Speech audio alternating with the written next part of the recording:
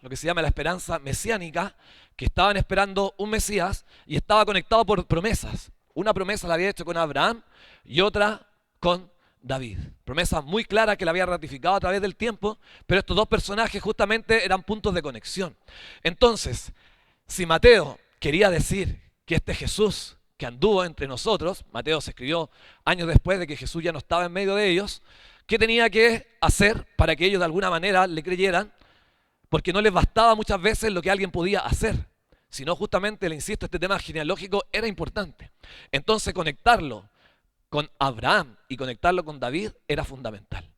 Entonces justamente parte de, él dice, registro genealógico o tabla de las generaciones de Jesucristo, hijo de David y de Abraham. Entonces, el que está tratando de hacer Mateo está justamente conectar. Porque alguien, cualquiera que se hubiese presentado como un Mesías, lo primero que le hubiesen preguntado: ¿eres judío? ¿Eres hijo de Abraham? ¿Eres hijo de David? Entonces, lo que hace Mateo es conectar la memoria más preciada, la esperanza que tenía este pueblo, se la demuestra a través de algo que ellos validaban: la genealogía. ¿Ya? Entonces parte y responde a ellos, colocando como esencial a David y a Abraham. Hasta ahí diríamos, bien, se está cumpliendo la función de presentar y conectar con las personas importantes, y por lo tanto podríamos decir, a lo mejor así a Jesús, si iban a considerar lo que había hecho, si iban a considerar esta gente que todos sabemos que murió, pero está diciendo que resucitó y que en él hay esperanza y que hay que volverse hacia Jesús y hacia todo lo que él enseñó, podía ser frente a esto que les dice. Y él empieza a relatar justamente lo que acabamos de leer, una serie de hombres, de algunas mujeres por ahí, desde donde está el linaje y donde se va articulando una descendencia tras otra para llegar a Jesús. Pero fíjense que, así como por un lado tenemos un aspecto positivo de cómo conecta, cuando empezamos a analizar la vida de estas personas, empezamos a dar cuenta que no pareciese no tener mucho sentido lo que está haciendo Mateo. Porque empieza a colocar a gente que no es la más prominente, gente con defectos, gente que ha fracasado muchas veces, gente con, como diríamos nosotros, con luces y sombras. Gente con luces y sombras. Cuando uno habla de Abraham, por ejemplo, uno puede decir, y él hizo muchas cosas dignas de elogio, y la misma palabra lo dice de esa manera, pero también tuvo bastantes acciones vergonzosas. Así lo mismo su hijo Isaac. Podríamos calificar muchas acciones muy correctas, muy rectas delante de Dios, pero así también habían muchas otras cosas que eran totalmente alejadas de lo que Dios quería. Si empezamos a analizar cada uno de los nombres, nos empezamos a dar cuenta que es gente bastante normal, que tiene aciertos, pero que también tiene bastantes desaciertos. Nos encontramos con gente que podríamos decir imperfecta. Gente imperfecta. Y yo pensaba, y justamente la pregunta es, ¿por qué Mateo quisiese mostrar gente imperfecta? Si justamente la genealogía tiene que mostrar, y si se acostumbraba a maquillar, tiene que mostrar una buena carta de presentación. Y si él quiere argumentar que Jesús es el Cristo, que es la motivación de su texto, del Evangelio de Mateo, ¿por qué iba a colocar gente fracasada en el camino?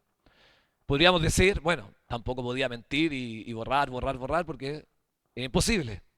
Pero fíjense, si empezamos a ahondar un poco más en esta genealogía, nos damos cuenta de otras cosas bastante interesantes. Una que ya la dije, pero que no era normal en ese tiempo, que se colocaran mujeres en la genealogía. Eso era algo que no se acostumbraba. No se acostumbraba. Si ustedes se fijan, de hecho, todo el rato, este es padre de este es padre de este. Los hombres eran quienes iban en la genealogía, no las mujeres. Sin embargo, ¿qué tenemos aquí? 5 mujeres. 5 mujeres que están colocadas dentro de esta genealogía de Jesús.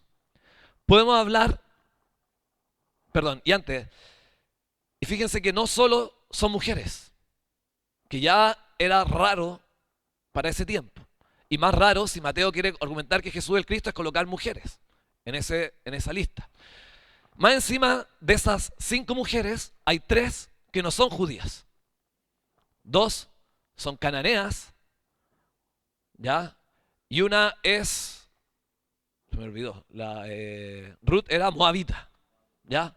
2 cananeas y una moabita. No eran parte del pueblo de Israel. O sea, coloca mujeres y más encima en la genealogía judía, con el orgullo judío, colocar a alguien que no fuera, tampoco tiene sentido. ¿Cuál es el interés de Mateo? ¿Por qué Mateo quiere colocar algo que va a despertar suspicacias, sospechas de colocar gente así? Incluso una cuarta, que quizás también era extranjera, porque su marido había sido hitita, dice. Y puede ser que ella también sea extranjera. Serían 4 de 5. Entonces, ¿qué tenemos? Tenemos que aquí también hay gente que podíamos catalogar en ese tiempo de marginadas, porque no eran consideradas y no podían estar en una genealogía. Y no solo que no podían estar en la genealogía, porque la vida misma era muy marginada las mujeres y la gente extranjera también no era considerada. Entonces tenemos una marginación por un lado racial y también tenemos una marginación en razón del sexo, en este caso por ser mujeres. Nuevamente, ¿por qué? ¿Por qué Mateo quiere colocar estas mujeres y estas mujeres también extranjeras? Quiere colocarlas ahí. Y aún así, si nosotros, no vamos a ver todos los nombres que están ahí, pero quiero que vamos a profundizar en algunos más.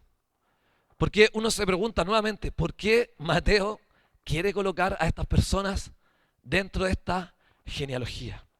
Porque fíjense que hay algunas historias que son bastante sórdidas, escandalosas. Pareciera que intencionadamente él quiere colocar ahí gente que tuvo unas escenas en su vida, unos periodos de su vida que son realmente escandalosos y que no deberían ser ni dignos de estar en una genealogía. Por ejemplo, Tamar, para los que se acuerdan de la historia, voy a hacer un pequeño resumen. Tamar tenía un esposo. Esta es una de las mujeres que está ahí, ¿ya? Tenía un esposo. Su esposo murió y no le dio hijos. No tener hijos en ese tiempo era motivo de vergüenza, justamente porque quedaba fuera de un montón de cosas y una era la genealogía. ¿Qué pasaba en ese tiempo cuando tú no tenías hijos? Tenía que, una sociedad, recuerden, muy patriarcal, machista, el hermano se tenía que casar con quien había quedado viuda y con la esperanza de darle hijos. Pero esos hijos no eran del hermano, sino eran de el que había fallecido, ¿ya? Y heredaba incluso el nombre y las propiedades también del que estaba muerto. ¿Qué pasó con Tamar? Muere su esposo, el padre, o el suegro de ella, le pasa a su segundo hijo. El segundo hijo no tiene hijos con ella y venía un tercero, que era más pequeño. ¿Qué dice el padre? Espera para que crezca y ahí te lo doy de esposo. Ella, obviamente una mujer en ese tiempo, no tener marido y no tener hijos era realmente quedar marginada de todo. Era una forma de opresión bastante fuerte. Ella en su desesperación y humanamente, ¿qué hace? Se prostituye.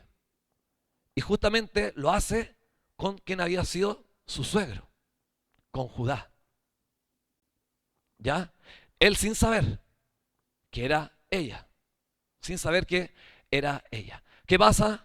Justamente él se va, se sabe que ella se había prostituido y Judá cuando sabe que su nuera se había prostituido dice, de hecho creo que dicen quémenla. Según las costumbres de la época tenía que morir. Pero ella se había guardado algo de él porque él había dicho, él había dicho que le iba a traer un animal.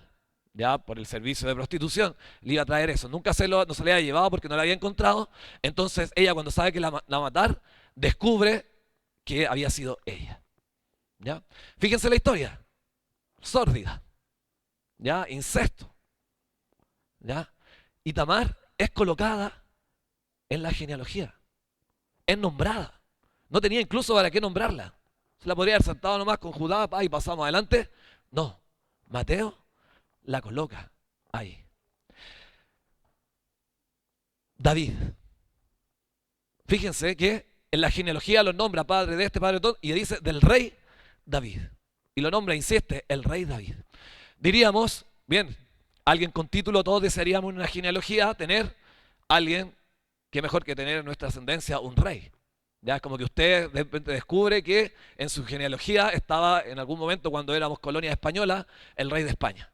A lo mejor usted diría, bueno, yo tengo ahí la nobleza, no sé, se nombraría, ¿cómo se llama? Una sangre azul, duquesa, no, ¿cómo se llama? Marquesa, no sé. Buscaría algún título de nobleza para conectar con eso. ¿Ya? Entonces, diríamos David, el rey David.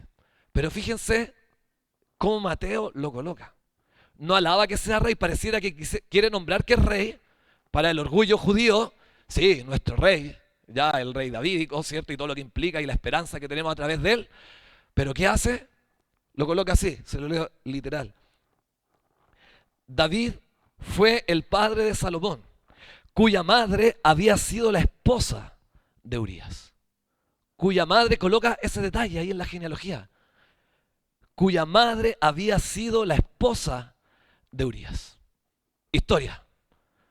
David, un gran amigo de él, Urías, lo había cuidado. Cuando el rey anterior, Saúl, lo quería matar a David. Lo persigue, David escapa y le quiere dar muerte. Aparece en un grupo que se llama los valientes de David. ¿Ya? Y justamente lo protegen. Y uno de ellos era este que está ahí, lo está nombrando aquí, Urías. Urías había dado su vida para proteger al famoso, ¿cierto? David, que en ese tiempo no era rey todavía. Ya, sí, ya era su corazón, ¿cierto? Dios le agradaba su vida y iba hacia el trono. Por eso el celo de Saúl. Y Urías había dado su vida. ¿Qué pasó? Más adelante, pasan los años, David es rey. Y un día, David, en su palacio, observa a su esposa, a la esposa, perdón, de Urías. Fíjese, no la nombra, pero se llama Betsabé. Ya dice, cuya madre, la madre de Salomón, había sido la esposa de Urías. No la nombra porque justamente no quiere que nos fijemos exactamente en ella, sino en lo que había sucedido con él. Él desea a Betsabé, tiene relaciones sexuales con ella, queda embarazada y la historia se empieza a poner más sórdida que la anterior. ¿Qué hace cuando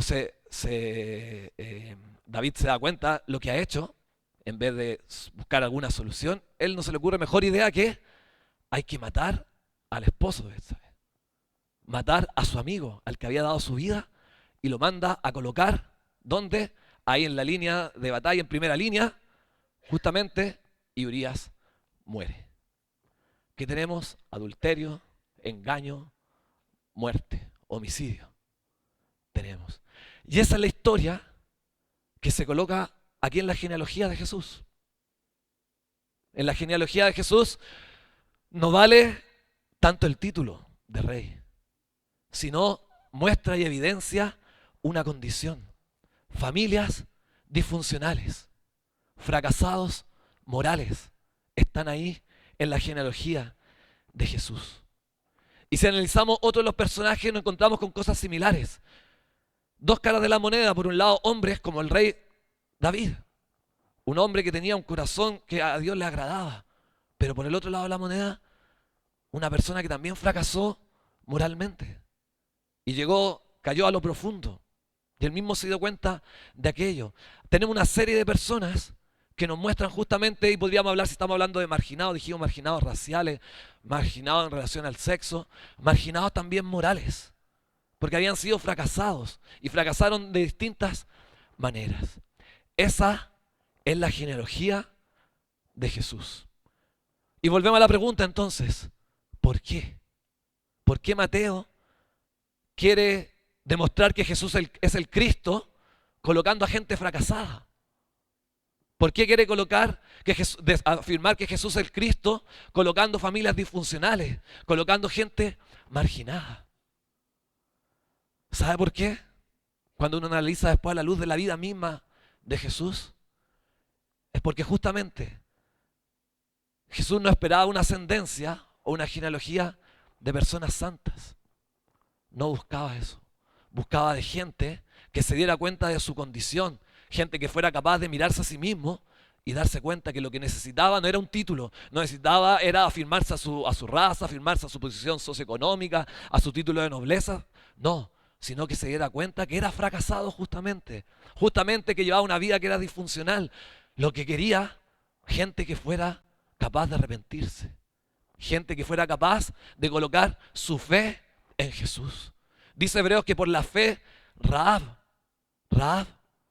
no fue muerta. La misma Rahab que estábamos, perdón, no hice, la nombré como mujer nomás. Rahab era una prostituta, ¿cierto? Era una prostituta. Y por la fe ella fue salva y no murió. Entonces, en la genealogía de Jesús, ¿por qué están todas estas personas? Justamente porque Él quiere manifestar la gracia. Quiere manifestar su gracia en gente que se ha dado cuenta que es fracasada y que necesita de Jesús. Que necesita vivir, relacionarse y aceptar el amor y la misericordia de Jesucristo. Por eso ellos están colocados en ese lugar. Porque la gracia, hermanos, de Jesús es amplia. Hay una amplitud en la gracia de Jesús. Por eso, si tú has fracasado, si tú has tenido conductas, incluso sórdidas, si has matado a alguien, herido a alguien, tú puedes herirlo de distintas maneras con palabras, pero también incluso has herido a alguien en forma literal. Hay gracia. Y la amplitud de la gracia te alcanza. La gracia no necesita títulos. Un título no te hace merecedor de la gracia. La gracia no requiere tus méritos. La gracia se entrega. Y Jesús la entregó a todas estas personas. Y la entrega ahora a todos los que somos como su nueva genealogía. Nosotros somos los descendientes. Tal vez ahí tenemos a Jesús, son los ascendientes, nosotros somos los descendientes ahora. Y esa gracia también es amplia para que también llegue a nosotros. No hay pecado, no hay fracaso, no hay cosa que hayas hecho que te impida recibir la gracia que hay a través de Jesús. No hay nada, no hay nada. Jesús te hace digno, Jesús sí te hace digno de entrar también en esta lista, de entrar en esta lista. Fíjense que en ese tiempo estaba el concepto de la impureza ceremonial. Yo, para presentarme y tener la vida en los rituales religiosos y de la vida misma que llevaba el pueblo de Israel, no me podía juntar con alguien que me pudiese contaminar. De ahí, por ejemplo, que los leprosos estaban lejos. De ahí también que tenía que estar lejos de mujeres prostitutas. De todo esto que hemos hablado un poco, tenía que yo estar lejos. ¿Qué hace Jesús en su vida? ¿Se aleja? No, al contrario, se acerca a aquellos que son considerados no santos, a aquellos que son considerados impuros. Él va, los toca, Él se deja tocar, Él se acerca, Él convive, Él está en medio. Y es contado incluso, está en medio de los pecadores, y es contado entre los pecadores, decía una profecía. Porque así fue. Fue contado en esta genealogía entre los pecadores y después vivió en medio de los pecadores. Porque su gracia es amplia y quería entregarla, quería entregar ese amor, esa misericordia a aquellos que eran fracasados, a aquellos que necesitaban justamente que esta gracia fuera latente y patente en sus vidas. Porque la santidad de Jesús, porque Él no se contamina justamente, no se contamina, pero Él sí puede contagiar de santidad a aquellos que la requieren. ¿Y quiénes la requieren? Justamente los fracasados que están en esta genealogía. Los fracasados, hermanos, y fracasadas que somos nosotros también. ¿O alguno de nosotros tiene un título para ir delante de la presencia de Dios? Tú tienes un título, algo que podría mostrar y decir: Jesús, yo merezco que me salven, merezco tu amor. Si cada uno es honesto con uno mismo, si el ser humano fuese honesto consigo mismo, se daría cuenta que si se enfrenta a la realidad de Dios cara a cara, es imposible afirmar eso sin mentir. Es imposible afirmar que yo no tengo mancha, que yo no tengo pecado, porque todos hemos fracasado. Pero eso no es una mala noticia, Porque el fracaso es la puerta a la buena noticia. ¿A la puerta de qué? ¿Cuál es la buena noticia? Es que hay gracia. Hay gracia para aquellos que lo requieren. Hermanos, Dios dirige la historia. Fíjense que Mateo termina y ordena toda esta lista de nombres. Y la ordena da 14. Imagínense 3 columnas de 14. Nombra 14 que van desde Abraham hasta David. Después nombra 14 más, que va desde David hasta que son deportados a Babilonia, cuando el pueblo de Israel fue exiliado, fue llevado cautivo. 14 más. Dos cosas que Mateo quiere mostrar ahí. Primero, es que Dios dirige la historia. Uno podría decir con esta gente a ningún lado, porque Jesús viene de ahí. Pero para Jesús no es problema, porque Él dirige la historia. Todas esas situaciones que podían ser para fracasos, terminaron siendo ¿para qué? Justamente el camino para que el Salvador, para que Jesucristo se hiciese presente en esta tierra. Fue el camino que Dios articuló. Fíjense que tomó un pueblo, lo hizo suyo, lo libró de la opresión. Este pueblo se entusiasmó en un comienzo, pero después solía ser infiel a ese Dios que lo había rescatado. Pero aún así quería gobernar si quería un rey. Le da el rey. Primera columna, David. Pasamos segunda columna. Una serie de reyes. El hijo de David, Salomón, el punto cúlmine de este pueblo. Un reinado esplendoroso, con un templo hermoso. Llegaban de otros lados a observarlos. Pero no bastó eso. Fracasaron, vino una degradación moral profunda, fueron deportados. Segunda columna acaba, tercera columna. Y nos sigue contando una serie de personas que están dentro de la genealogía de Jesús que también fracasaron, que ya lo único que querían es justamente que se cumpliese la esperanza que le daban los profetas respecto a un Mesías que iba a venir. Y esa esperanza estaba ahí intacta, estaba dando vueltas, pero en medio de gente que sabía que había fracasado, sabía que había sido infiel a Dios y anhelaban volver a su tierra, anhelaban a tener nuevamente un templo, pero veían que no se cumplía. En un momento como que se cumple, pero no tenía la misma luminosidad, el mismo realce que había tenido anteriormente, y quedan con un silencio de 400 años. Un silencio de 400 años donde nadie habla, ¿dónde está la esperanza? En todo este tiempo y en todo este trayecto, Dios estaba ahí, porque Dios articulaba la historia. Hasta que llegó un momento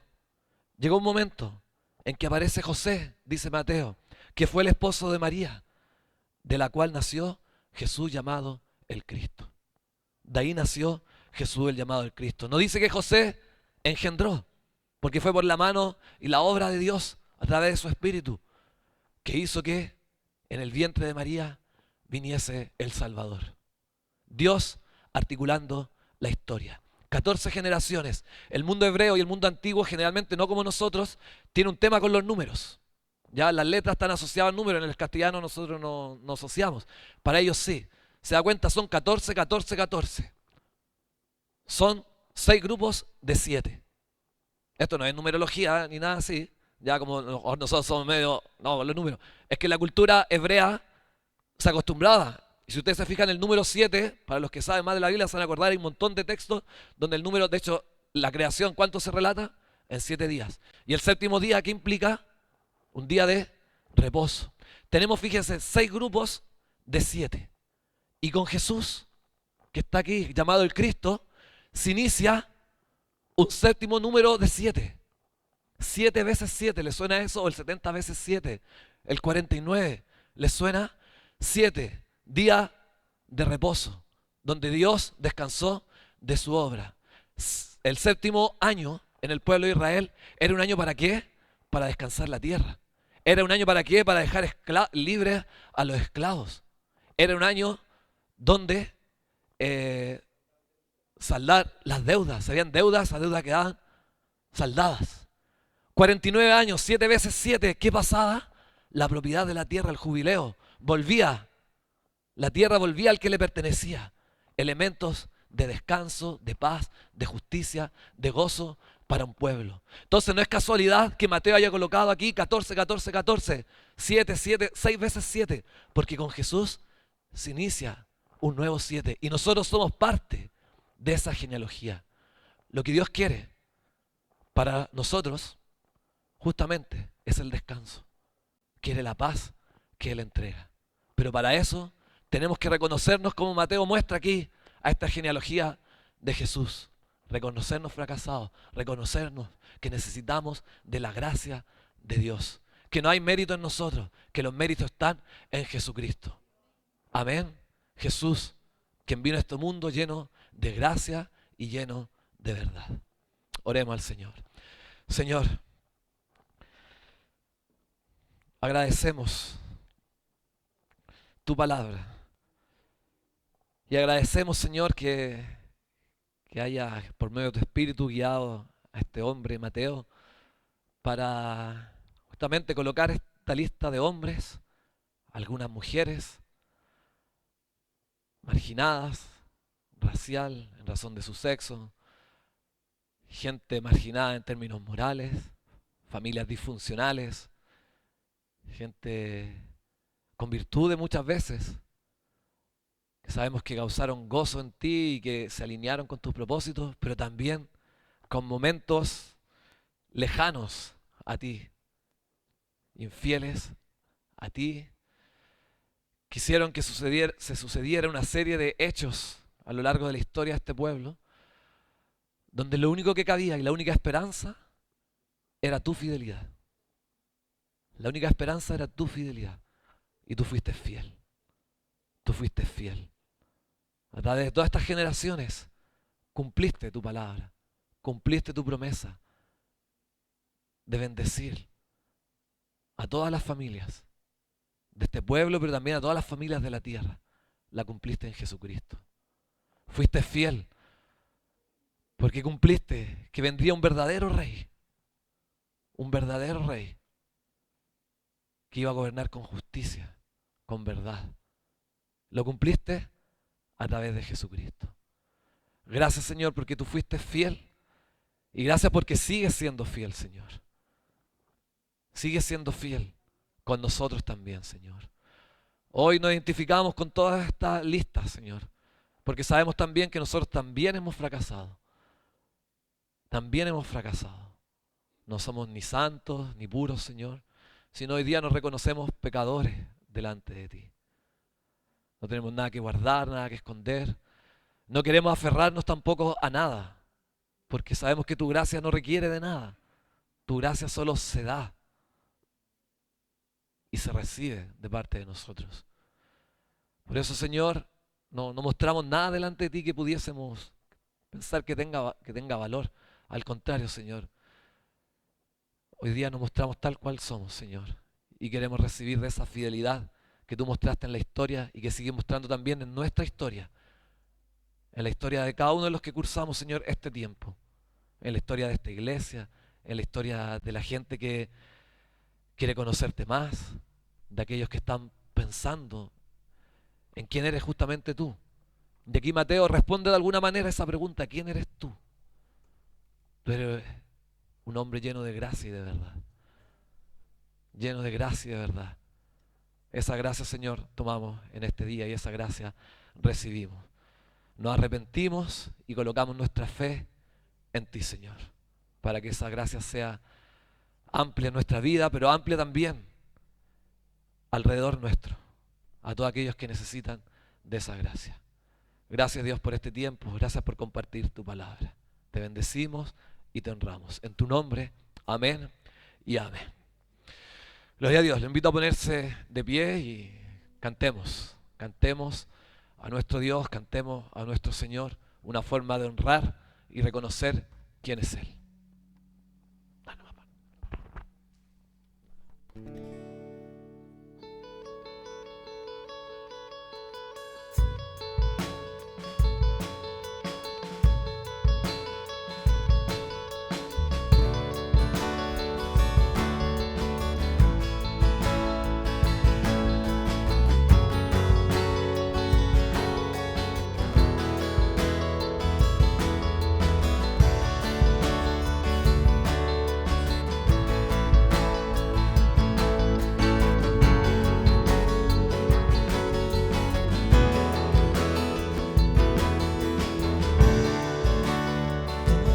necesita amor que nunca falla,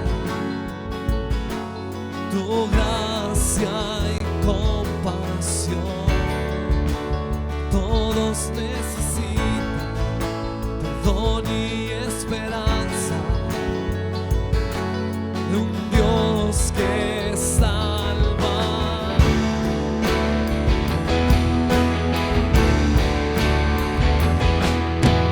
Cristo puede mover montes, solo Dios puede salvar, mi Dios puede salvar por siempre, autor de salvación. Jesús la muerte venció, en la muerte venció.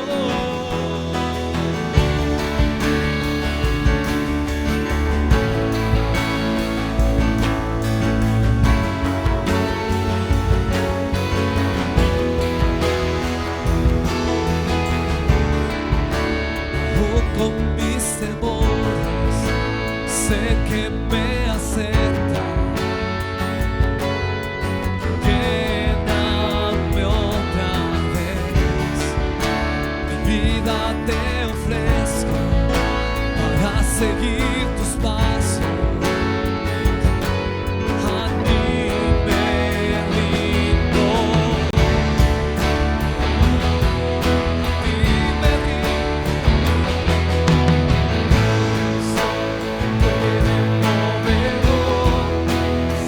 Solo Dios puede salvar, y Dios puede salvar por siempre, autor de salvación. Jesús la muerte venció, en la muerte venció. Cristo puede mover montes, solo Dios puede salvar. Dios puede salvar por siempre, autor de salvación. Jesús la muerte venció, la muerte venció. En la tierra tu luz brillará, cantamos por la gloria de tu majestad. Jesús,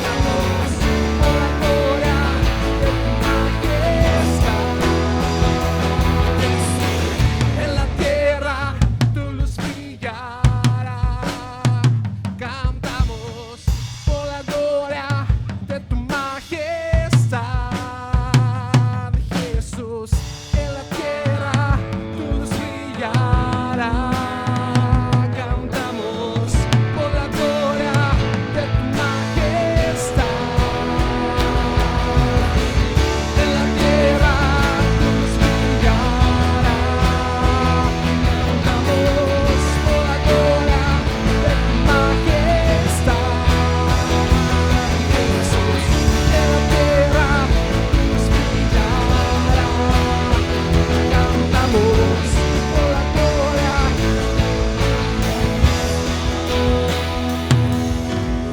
Cristo puede mover montes, solo Dios puede salvar, y Dios puede salvar por siempre, autor de salvación. Jesús la muerte venció, en la muerte venció.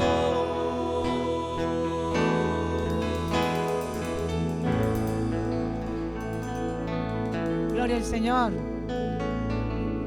Gloria a Dios. ¿Puede tomar asiento, hermanos? Hermanas, pueden tomar asiento. Y agradecidos por la palabra que el Señor nos ha compartido, todo lo que uno puede aprender de la Escritura, y que siempre el Señor nos sorprende, ¿ya? Porque todo lo que está escrito ahí tiene un sentido, pero no es solo un sentido para que uno se maraville intelectualmente, sino algo que realmente nos ministra y habla nuestras vidas y produce cambios, miramos nuestra propia vida. Bueno, estamos súper agradecidos de la palabra de Dios. Bueno, yo quiero iniciar un poco lo que es de las informaciones y ahí va a continuar Mayra. Y quiero recordarles que el próximo mes, ya estamos en diciembre, el próximo mes, en enero, como todos sabemos o hemos ido sabiendo, tenemos nuestro campamento, ¿ya? En Yiu Yiu, el cual va a ser ¿de qué fecha?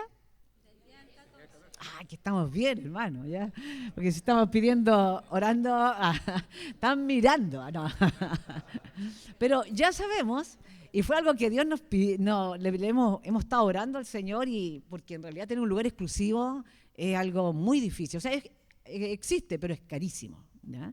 Y si nosotros pensamos cómo es este lugar y todas las características que tiene, es algo ideal, pero más encima que sea exclusivo para que podamos ir a orar en cualquier parte, podamos ir, ingresar ahí al bosque, poder orar en una capilla, poder, no sé, los niños estar seguros ahí corriendo, felices, jugando, y nosotros tranquilos, poder cantar y alabar al Señor, es una bendición enorme. Compartir unos con otros. Entonces, los que hemos ido en otros momentos a campamento, tenemos el recuerdo maravilloso ya de todo lo que podemos crecer.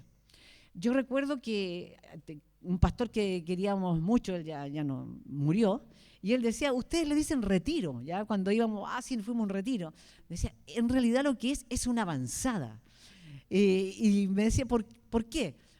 Y tenía toda la razón, es como toda una avanzada, un campamento es como avanzar. Mucho más de lo que avanzamos como en la semana, por decir, porque el hecho de estar un día juntos, 2, 3, 4 días, como vamos a estar, realmente avanzamos. Porque estamos al desayuno, al almuerzo, en la cena, compartiendo, recibiendo de Dios, preguntando, reflexionando, orando. Y el crecimiento espiritual que se da en lo individual es tremendo, pero lo que se da como cuerpo de manera colectiva es mayor. Entonces, toda una preparación también para lo que viene del año. Por lo tanto, digo esto para que podamos todos animarnos, hermano, y que no haya nada que impida, nada, absolutamente nada que impida que podamos estar ahí. Así que la pregunta es, ¿qué nos podría impedir ir? Una cosa es el tiempo, ¿cierto? El tiempo, porque a veces el trabajo no nos permite, pero bueno, lo avisamos con anticipación para que pudiesen pedir sus vacaciones, y muchos ya lo han hecho.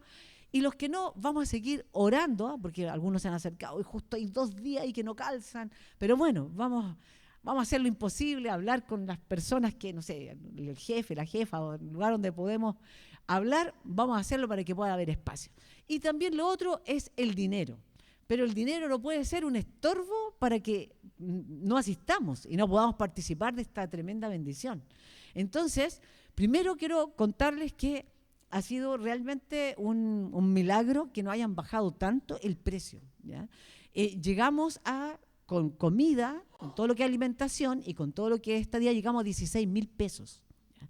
De esos 16,000 pesos, y le digo realmente que fue una cosa de fe, pero de una fe, como decía, la gracia de Dios, como hablaba el mensaje, que pensar ya que con 6,000 pesos podemos alimentarnos en el día, o sea, desayuno, almuerzo y 11 comidas, con 6,000 pesos realmente es una cosa de fe. Pero así va a ser, hermano. Entonces, por lo tanto, es importante que nosotros estemos atentos a esto, porque se consiguieron los mejores precios para que nos bajaran y pudiésemos asistir al lugar en la estadía y poder pagar esos otros 10,000 pesos. Entonces, en total diario son 16,000 pesos. Ahora, nadie, ninguno de los que está acá, piense que por motivos económicos, no, yo ya no puedo. No, mire, hemos ido ya a lugares, pero increíbles, así que pensamos que no lo íbamos a poder lograr y lo hemos logrado. Así que nada va a impedir que vamos a estar ahí. Ánimo, hermana, ánimo, hermano, el que tiene niños también, y todos tienen también la oportunidad de poder consultar con sus dirigentes, con nosotros también, los pastores, y vamos a poder salir adelante. Ahora, para ayudarnos también en esto, hay algo importante. Hoy día es la ofrenda de alimentos, ¿cierto? La ofrenda que recogemos y que en general es una ofrenda que a veces la traemos en manera física, sobre todo ante la pandemia, y después de la pandemia empezamos a hacer por medio de transferencia, lo cual ha sido de una bendición enorme para aquellos hermanos y hermanas necesitados.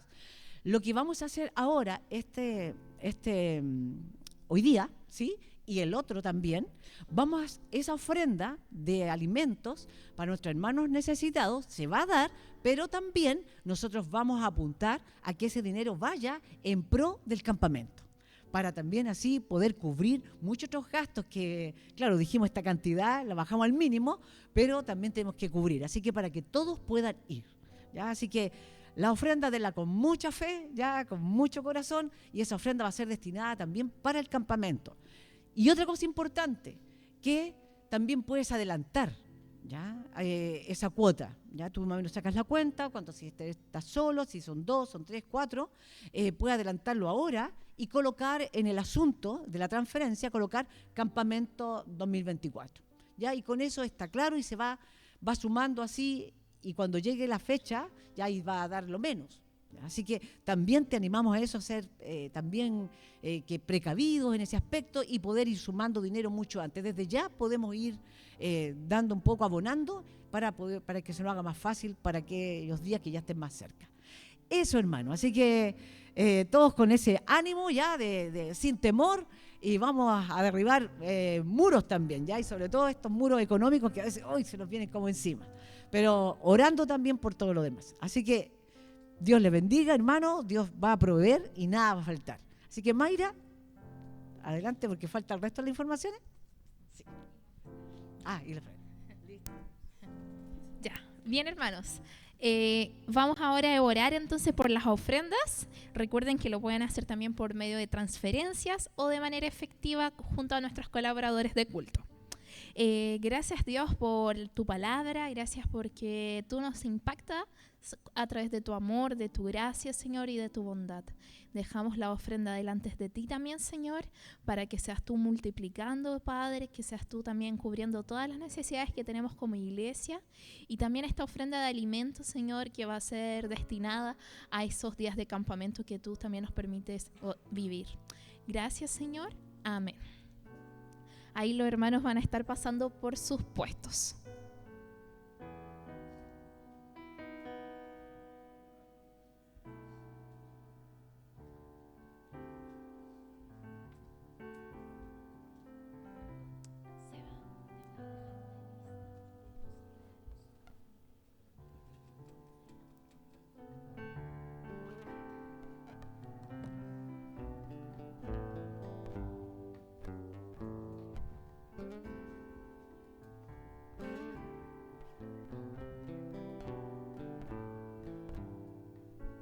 Bien, hermanos, vamos a hablar un poquito de las otras informaciones que tenemos durante la semana.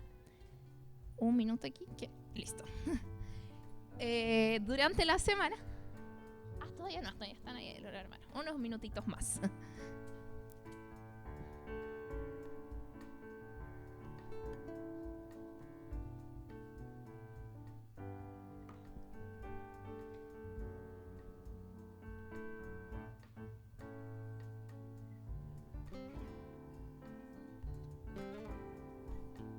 Ahí sí, al parecer. Sí, ya, ahora sí. Durante la semana tenemos nuestras comunidades. Algunas se desarrollan los días miércoles, otras los días martes. Ahí usted tiene que hablar con su dirigente.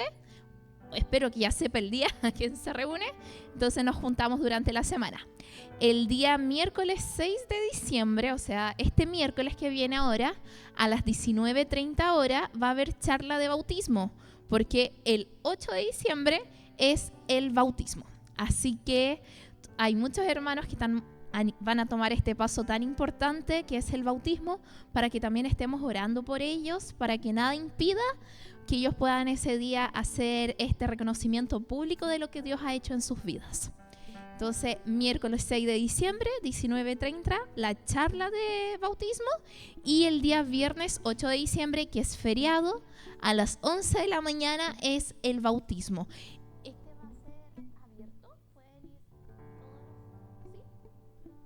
Ya, va a ser abierto a toda la comunidad, y si pueden poner el afiche de nuevo, por favor.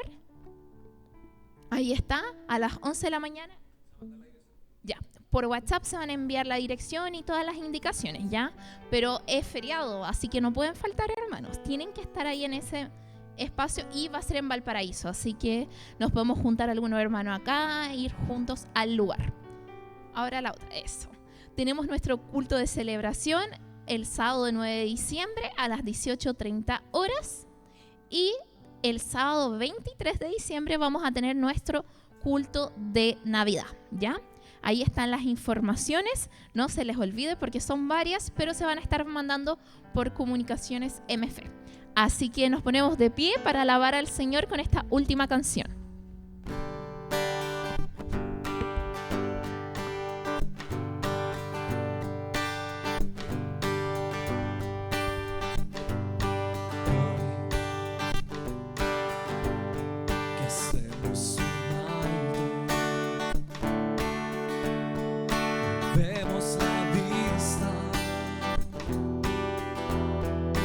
Tiempo pasado y nos ha asombrado por lo que tú has hecho y nos alegramos por tu salvación.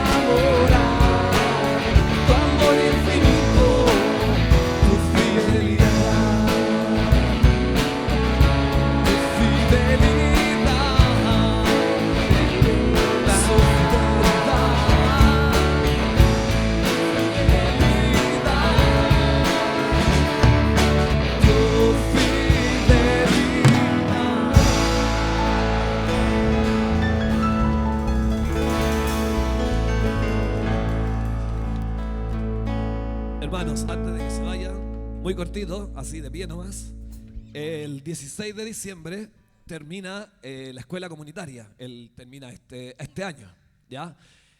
Como ustedes saben, es un trabajo muy potente que se hace ahí con los niños, con las familias del sector, y sabemos que Dios está haciendo muchas cosas, más allá incluso de las que vemos, está haciendo ahí. Y como se acerca Navidad y el cierre de año, se acostumbra también a hacer una celebración con los niños y niñas de ese lugar. Queremos, como lo hemos hecho otras veces, comprometernos con colaborar con regalos, ¿ya? Para estos niños y niñas, ¿ya? estos regalos son para el día justamente sábado 16 de diciembre, pero obviamente hay que traerlos antes porque ese día va a ser la celebración que van a tener allá de cierre. Entonces quiero que podamos comprometernos y anotarnos aquí a mano alzada. Hay unos hermanos que van a estar anotando los regalos para ese día. Necesitamos ¿cuántos? 20 regalos. ¿Ya? Entonces necesitamos 20 manos que se comprometan a traer un regalo para estos niños y niñas. ¿Qué tipo de regalo? Sugerencias, pueden ser plumones, ajedrez, juegos esto, por ejemplo, el Uno, ya todos lo conocen, juegos de mesa o libros para pintar. ¿Ya? Importante que los libros para pintar sean libros buenos también, o sea, estos libros así que uno lo abre y se desarma, un libro bueno ahí para que ellos pinten y puedan desarrollar ahí el talento artístico. ¿Ya? Necesitamos entonces 20 regalos que se puedan comprometer. Pueden levantar la mano ahora ya. Excelente. 1, 2, 3, 4, 5, 6, 7, 8, 9, 10, 11, 12, 13, 14, 15, 16, 17, 18, 19, 20, 21, 22, 23, 24, 25. Superado. 25, esperen. Mantenga la mano arriba porque los hermanos en realidad, está buena la idea, mejor sacar una foto, Liange. Y la vamos a mandar por el WhatsApp de comunicaciones y no se van a poder salvar, ¿ya?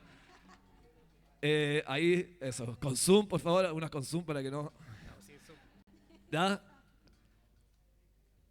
Seguramente ellos se van a contactar por algún detalle o algo, ya están identificados, así que les va a llegar la información. Muchas gracias, hermanos, por colaborar con ese proyecto y lo que Dios está haciendo. Oramos y terminamos el culto. Señor, gracias por este día, gracias por poder haber tenido este culto a ti, gracias por poder alabarte, por poder gozarnos en tu presencia, por recibir de tu palabra y poder compartir junto a nosotros también en este día.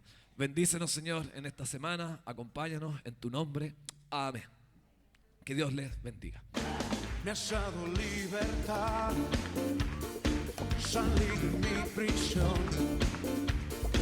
Tu gran poder en mí rompió las cadenas de mi gran opresión. Me has dado salvación, cautivo ya no soy.